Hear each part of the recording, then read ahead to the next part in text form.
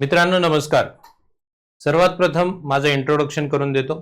मी सुमित वाघ sir.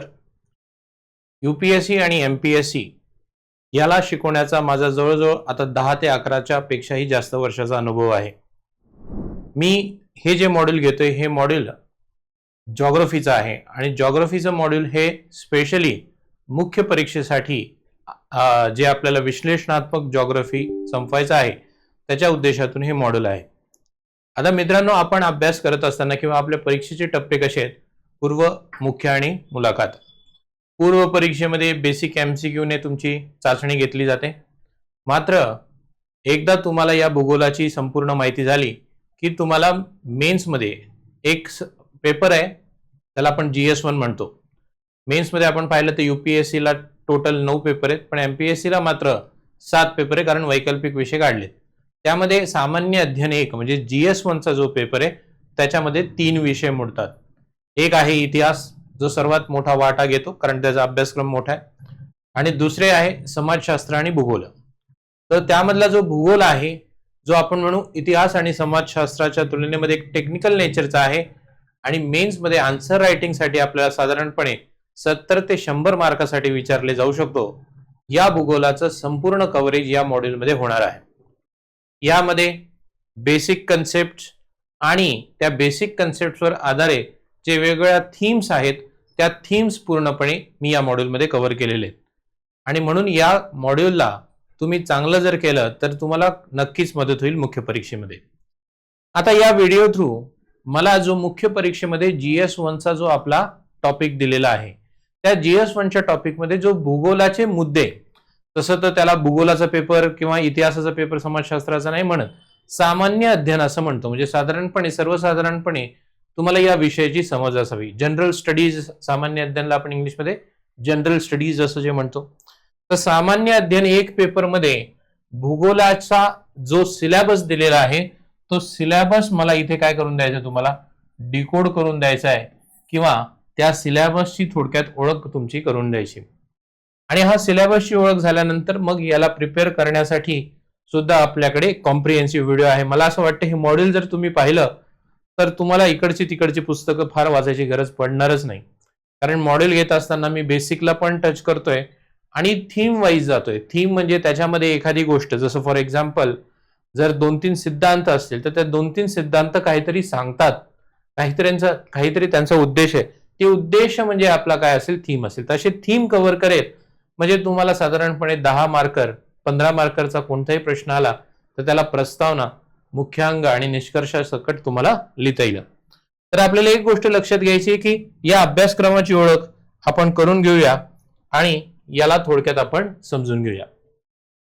आता आपल्याला सर्वात पहिला जो महत्वाचा सिलेबसचा पॉइंट दिसतो तो म्हणजे जगाच्या प्राकृतिक भूगोल व त्याची ठळक वैशिष्ट्ये. ठीक आहे. आता या जगाचा प्राकृतिक भूगोल सामान्यतः असे म्हटलं जातं, पण या जगाच्या प्राकृतिक भूगोलाला दुसरं नाव काय आहे? याला आपण सामान्य भूगोल असं सुद्धा म्हणू शकतो. जनरल जॉग्राफी इंग्लिशमध्ये म्हणतात, किंवा त्याला सिस्टमॅटिक जॉग्राफी असं सुद्धा म्हणतात, सिस्टमॅटिक, किंवा त्याला आपण जगाचा भूगोल, एमपीएससीच्या भाषेमध्ये जगाचा भूगोल त्याला म्हणतात, म्हणजे जगाची ओळख आहे. ठीक आहे. जगाचा जो भूगोल आहे त्या जगाच्या भूगोलाच्या संदर्भामध्ये तुम्हाला उत्तर अमेरिका, दक्षिण अमेरिका, आफ्रिका अशा काही ठळक गोष्टींवर प्रश्न विचारले जाऊ शकतो. एमपीएससीच्या एका मेन्समध्ये आपल्याला ही गोष्ट दिसलेली आहे.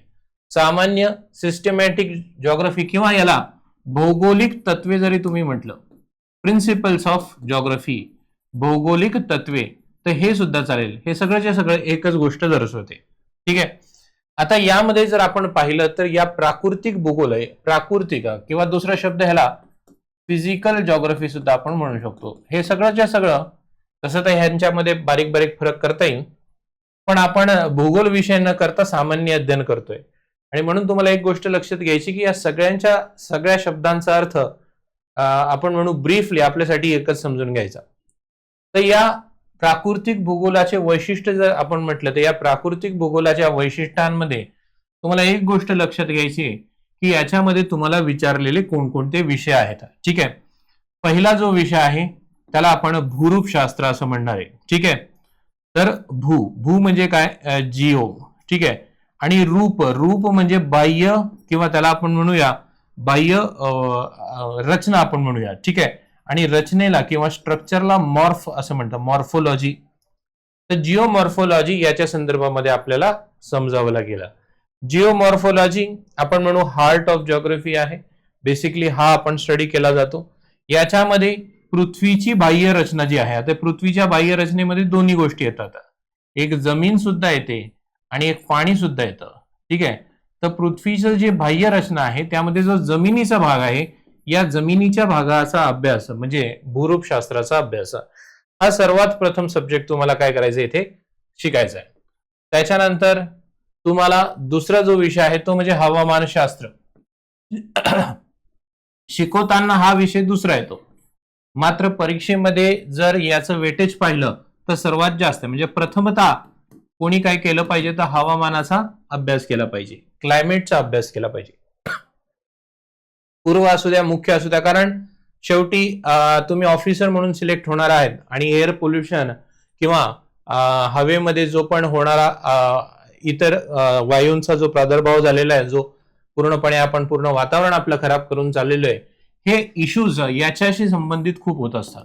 आणि म्हणून हवामानशास्त्र थोडं जास्त शिकवण्याचं किंवा जास्त घेण्याचं आपल्याला काय दिसून येतं, साधारणपणे वेटेज याचं जास्त दिसून येतं. ते शिकवताना मात्र दुसरा हा विषय आहे, पण मात्र विचारताना याचा वेटेज सर्वात जास्त होतं. त्यामध्ये काही आपण टॉपिक जर पाहिले तर आवर्त, सायक्लॉन्स ज्याला असं आपण म्हणतो, अशा गोष्टींवर तर वारंवार आणि कंटिन्युअस क्वेश्चन आहे, म्हणजे पेटंट क्वेश्चन झाले त्यांचे की याच्यावर ते विचारतीलच, ठीक आहे. तर अशा पद्धतीने हवामानशास्त्राचा आपल्याला अभ्यास करायचा आहे. आणि मग तिसरा जो अभ्यास करायचा आपल्याला तो म्हणजे सागरशास्त्र किंवा त्याला जलावरणाचा अभ्यास आपण म्हणूया, ओशनोग्राफी, ठीक आहे. आता ओशनोग्राफी जर मी म्हटलं तर एमपीएससीच्या संदर्भामध्ये 2020च्या नंतर याच्यामध्ये प्रश्न आपल्याला कमी आलेले दिसून येतात, पण 2026 मध्ये एखाद दुसरा क्वेश्चन मला आलेला दिसून येतो पूर्व परीक्षेमध्ये, आणि 2025 मध्ये सुद्धा याच्या आधारे आपल्याला प्रश्नांची संख्या थोडीशी कमी दिसते.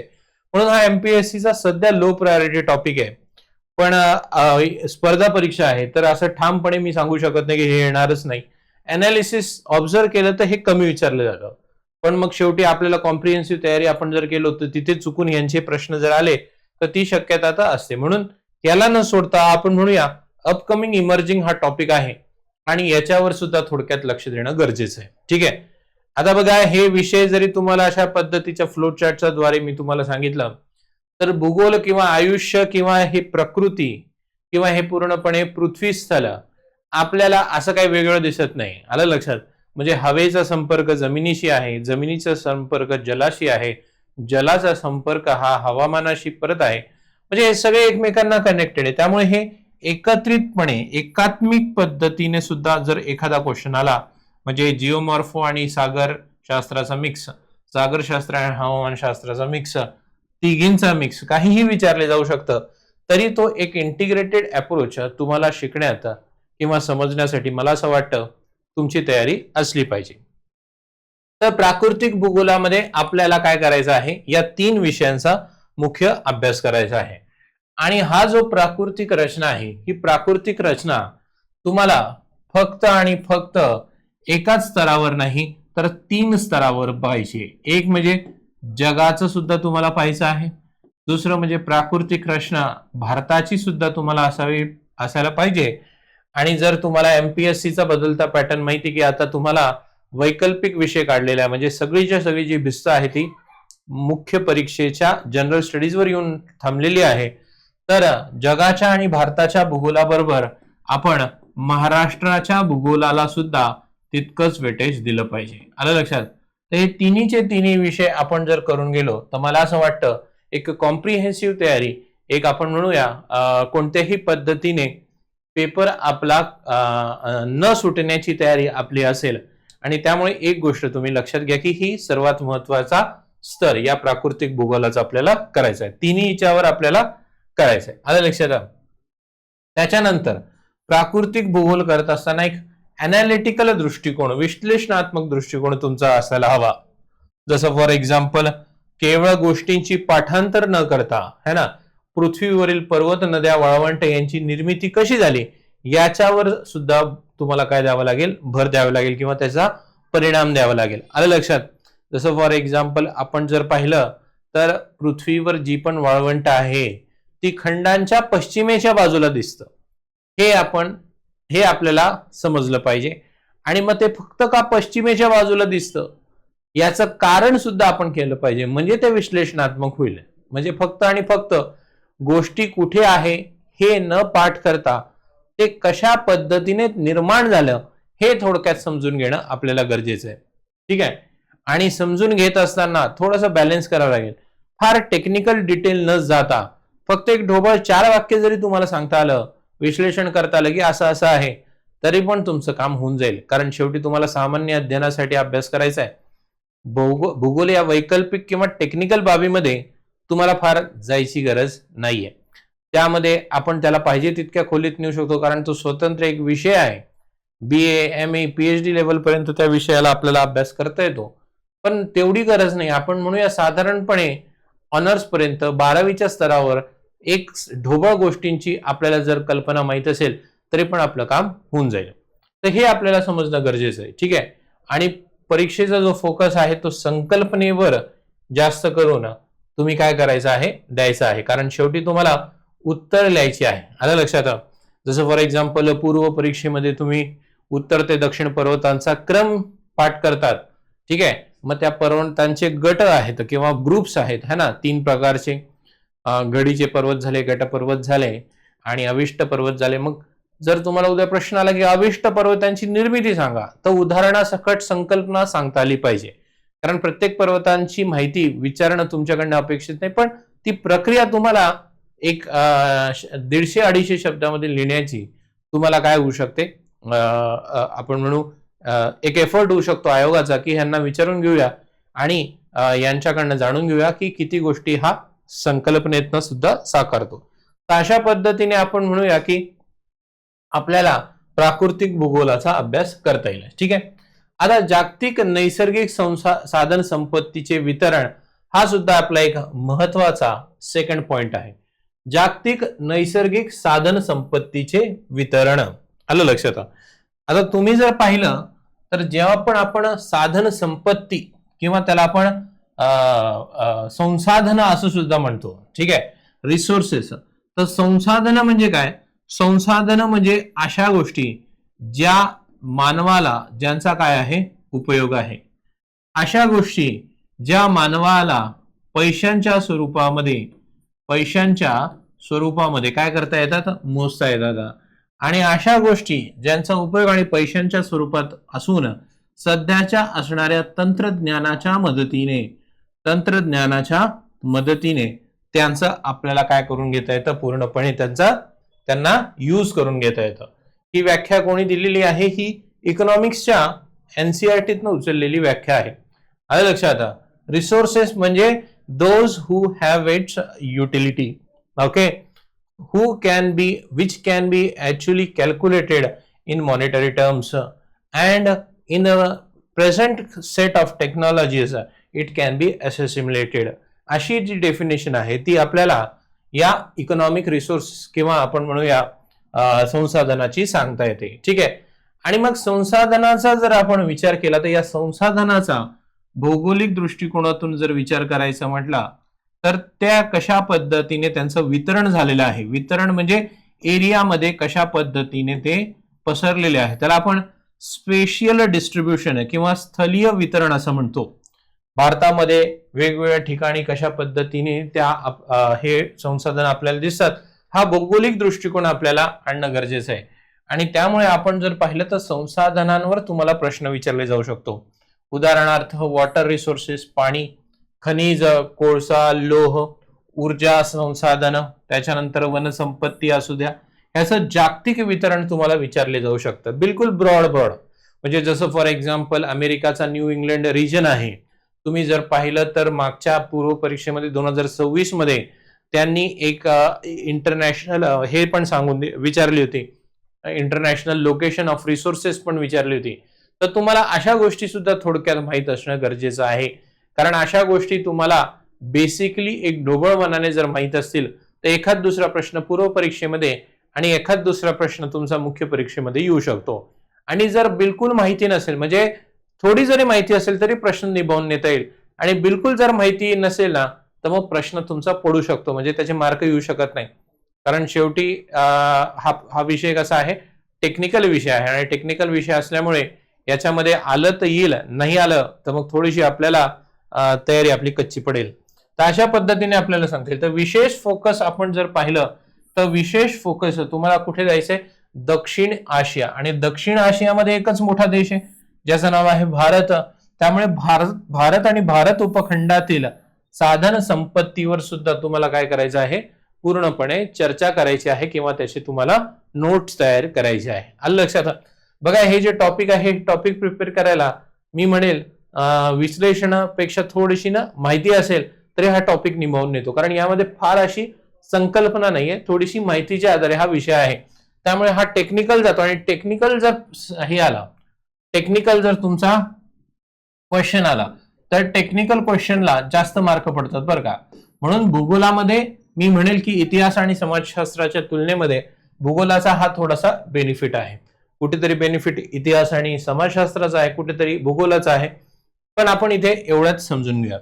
तर विश्लेषणात्मक तथ्य म्हणजे साधनांचे वितरण कशा पद्धतीने असमान आहे, यामुळे होणारे जे जागतिक राजकारण आहे, जसं पाहिलं अमेरिकाने व्हेनेझुएलावर अटॅक केलं, जिओ पॉलिटिक्स, व्यापार आणि शाश्वत व्यवस्थापन, सस्टेनेबल मॅनेजमेंट, यावर विचारलेले गेलेले सगळेचे सगळे जे प्रश्न आहेत हे आपल्या या टॉपिकचा भाग होऊ शकतात. ठीक आहे, हा टॉपिक माझा GS1 किंवा जॉग्राफी स्टडी करताना नाही, तर GS3चा इकॉनॉमिक स्टडी करताना सुद्धा जो डेटा आहे तो इथे वापरले जाऊ शकतो. GS2 म्हणजे जे आंतरराष्ट्रीय संबंध आहे ते सुद्धा स्टडी करताना ते इथे तुमचे लिहिले जाऊ शकतात. तर सगळ्या दृष्टिकोनातून सगळ्या पेपरमधनं याची तयारी आपल्याला झालेली दिसून येते, किंवा ह्याची तयारी आपण करून घेऊ शकतो. तर या पद्धतीने आपल्याला हे समजणं गरजेचं आहे. त्याच्यानंतर पुढचा जो एक टॉपिक आहे तो म्हणजे औद्योगिक क्षेत्रांचं स्थानाला जबाबदार असणारे जे घटक आहे ते आपल्याला समजणं गरजेचं आहे. लक्षात घ्यायचंय की आपल्या या विषयामध्ये इंडस्ट्रियल लोकेशन फॅक्टर हा एक महत्वाचा असा टॉपिक आहे. इंडस्ट्रियल, जसं फॉर एक्झाम्पल एखादा, बघा भूगोल म्हणजे स्थान, एखाद्या गोष्टीची स्थानानुसार केलेला अभ्यास, एखाद्या गोष्टीचा स्थानानुसार किंवा स्थलीय अभ्यास, स्पेशियल डायरेक्शन, आपण काय म्हणतो त्याला, स्पेशियल ओरिएंटेशन है ना, ते एखाद्या क्षेत्रामध्ये कसं पसरलेलं आहे तो भौगोलिक अभ्यास असतो.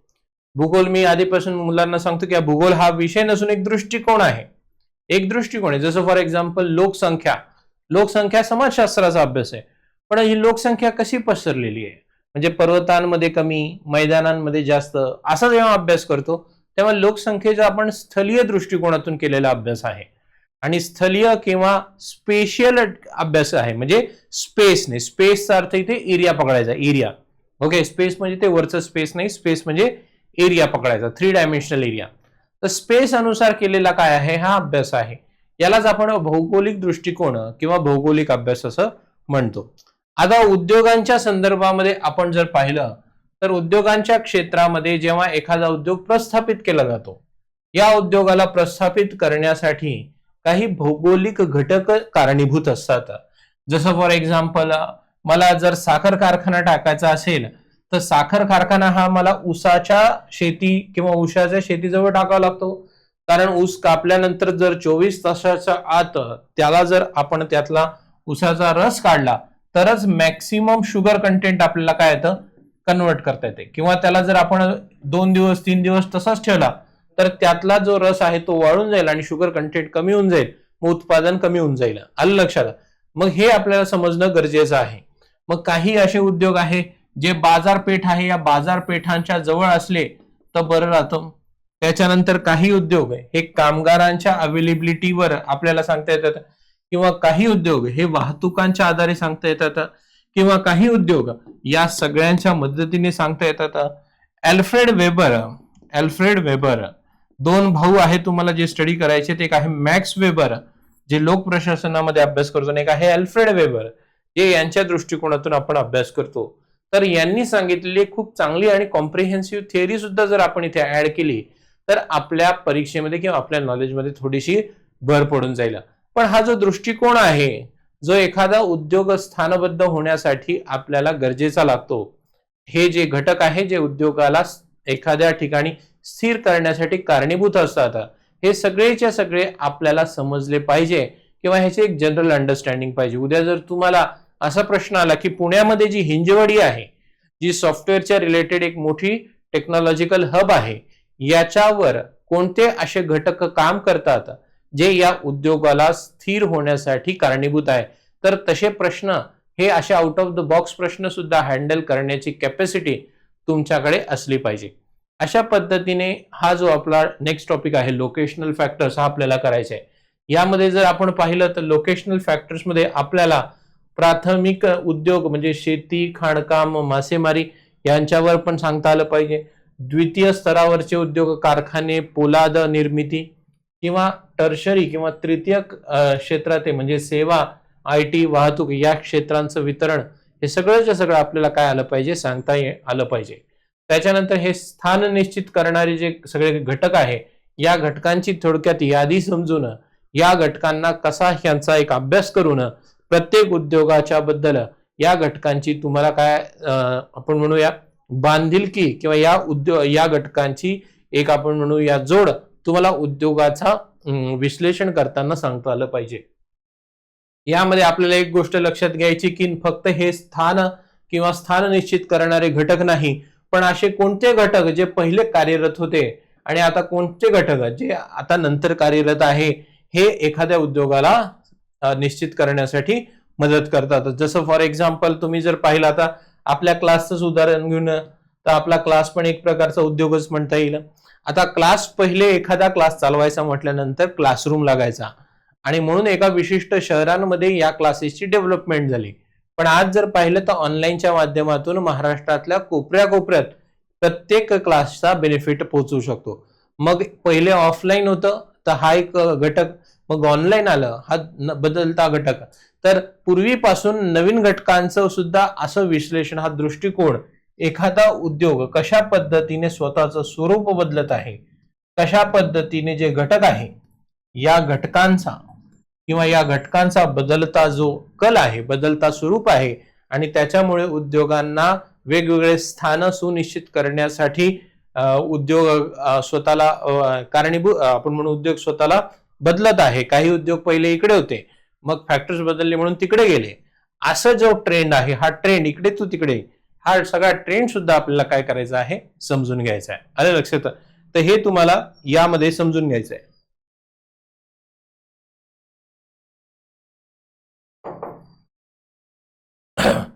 त्याच्यानंतर आपल्या टॉपिकमध्ये उद्योगांच्या बरोबर पुढचा जो महत्वाचा पॉइंट आपल्याला कव्हर करायचा आहे तो म्हणजे भूभौतिक घटना आणि पर्यावरणीय बदल. आलं लक्षात? यामध्ये आपल्याला काय बघायचंय की भूभौतिक घटना, ठीक आहे, भूभौतिक घटनेला इंग्रजीमध्ये जो शब्द दिलेला आहे तो म्हणजे जिओफिजिकल फिनॉमिनॉन.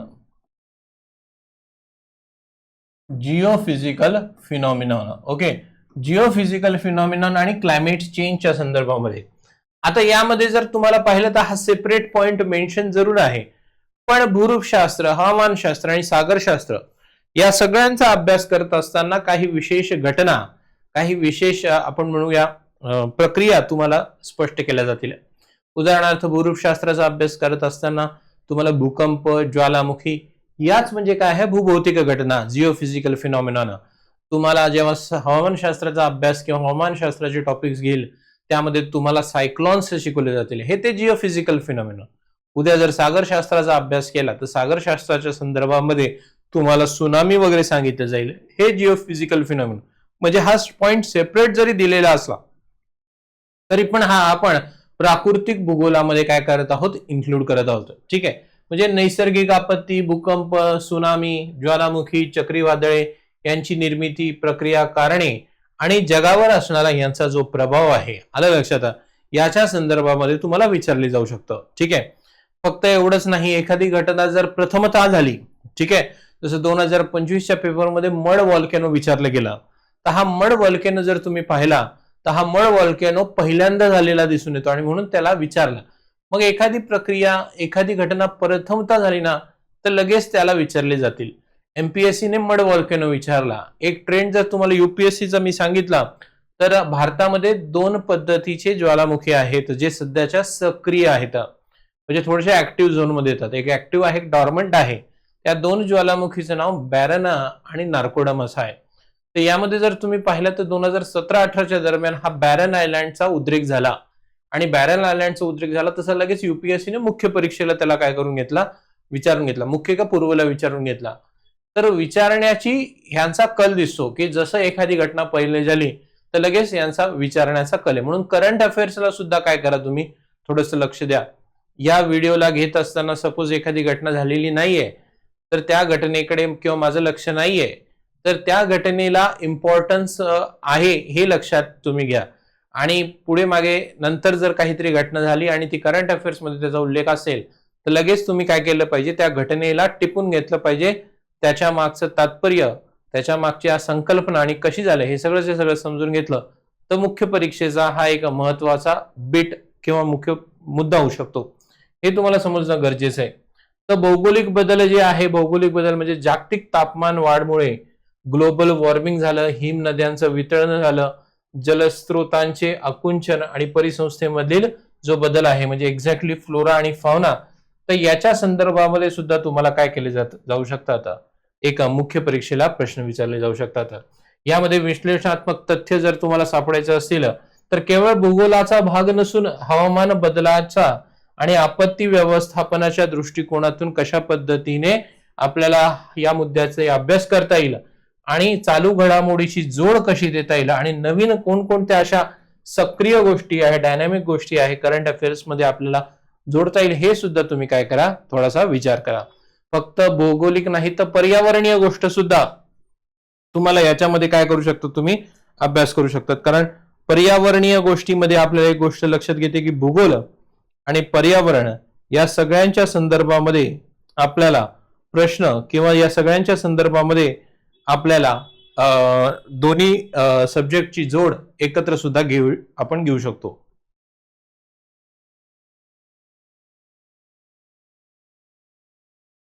तर अशा पद्धतीने हा जो आपला पॉइंट आहे याला भूगोलाच्या दृष्टिकोनातून तुम्हाला समजणं गरजेचं आहे. ठीक आहे.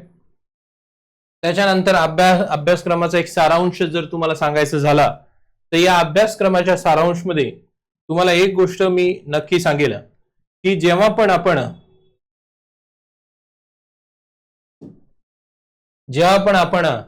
आयोगाला भूगोलाचे व्यावहारिक आणि आपण म्हणू उपयोजित अप्लाइड गोष्टी जेव्हा आपण सांगतो ना तेव्हा त्याला चांगल्या पद्धतीने मार्क येताना आपल्याला दिसून येतात. ठीक आहे. कोणत्याही भौगोलिक घटक अभ्यासताना त्याचे मानवीय जीवनावर आणि अर्थव्यवस्थेवर परिणाम नक्की विचार करा आणि एक मुद्दा तरी त्याच्याबद्दल लिहून घ्या. बघा शेवटी ही जी परीक्षा, ही परीक्षा कसली आहे, लोकसेवा आयोग. लोकसेवा आयोग. आता लोकसेवा आयोग म्हटल्यानंतर तुम्हाला एक गोष्ट लक्षात घ्यायची की या लोकसेवा आयोगाच्या संदर्भामध्ये तुम्ही जेव्हा एखादा पॉइंट, एखादा सब्जेक्ट स्टडी करता तेव्हा लोकांच्या मदतीसाठी हा सब्जेक्ट तुम्ही कशा पद्धतीने याचा उपयोग करू शकतात किंवा कशा पद्धतीने याचा यूज तुम्हाला होऊ शकतो हे सगळंच्या सगळं तुम्हाला थोडंसं याचं आकलन असणं गरजेचं आहे. कारण मित्रांनो लक्षात घ्या की एक ह्युमन टच आपल्या उत्तराला निर्जीव माणसांसारखे किंवा निर्जीव सजीवांसारखे उत्तर लिहू नका. आलं लक्षात? जसं फॉर एक्झाम्पल आला भूकंप आणि लिहून काढला भूकंप, असं करू नका. त्याला एक ह्युमन टच असू द्या. भूकंपाचा अभ्यास का करणं गरजेचं आहे, मानव जातीला काय धोका आहे, असा एक थोडक्यात एक वाक्य जरी आलं तरी लक्षात येतं की प्रत्येक वेळेस हा व्यक्ती उत्तर लिहिताना जनकल्याणाचा, लोककल्याणाचा काय करत आहे, विचार करत आहे. आणि त्यामुळे तुम्हाला एक ओरिएंटेशन जर हे मिळालं, तुम्हाला जर ओरिएंटेशन तुम्हाला हे उत्तर आणता आलं तर तुमचं उत्तर सजीवांनी लिहिलेलं उत्तर हे सजीवांसारखं होईल. ठीक आहे. काहीतरी काम संपवायचं म्हणून, काहीतरी मुख्य परीक्षा संपवायचं म्हणून तुम्ही तसं करू नका. कारण त्याने ना उत्तराला एक फील येतो, एक कन्व्हिक्शन येतं, विश्वासपूर्ण एक काय होतं आपल्याला उत्तर लिहिता येतं. त्याच्यानंतर मुख्य नियम अभ्यास करताना प्रत्येक संकल्पनेला चालू घडामोडी भारत आणि एमपीएससी मध्ये तर महाराष्ट्राच्या संदर्भामध्ये सुद्धा काय करायचंय तुम्हाला, त्याला जोड द्यायची आहेच. ठीक आहे.